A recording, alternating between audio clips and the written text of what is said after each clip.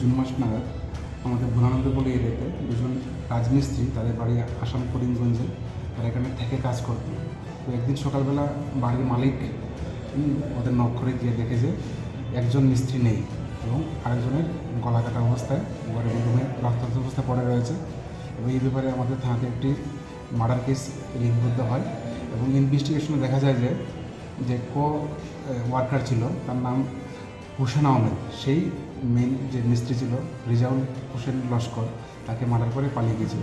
তো ওই সময় থেকে আমরা ওই আসামির বাড়িতে বিভিন্ন সময় রেড করা হয় রাতাবাড়ি থানার আন্ডারে, এবং আমাদের টিমও 2-3 বার গিয়েছিল এবং রাতাবাড়ি থানাও অনেকবার রেড করেছে ওর বাড়িতে, কিন্তু ওকে পাওয়া যায়নি। রিসেন্টলি আমরা অবজারভেশনে নজর রাখছিলাম এবং আমাদের টেকনিক্যাল একটা ইনফরমেশন আসে যে সে আগরতলাতে এসেছে সেই রাজমিস্ত্রি কাজের উদ্দেশ্যে। সেই অনুযায়ী আমরা কালকে রাত্রে আমরা অ্যারেস্ট করি, থানা নিয়ে আসি। এখন আমরা ওকে কোর্টে ফরওয়ার্ড করবো, পুলিশ রিমান্ডে আবেদন যাবে।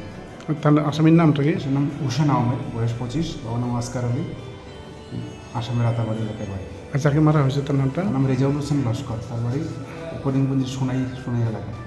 আসামিকে কি আজকে কোর্টে তোলা হবে? আজকে কোর্টে তোলা হবে, আমরা পুলিশ রিমান্ড আদালতে প্রেরণ করা হবে। কতদিনের পুলিশ রিমান্ড?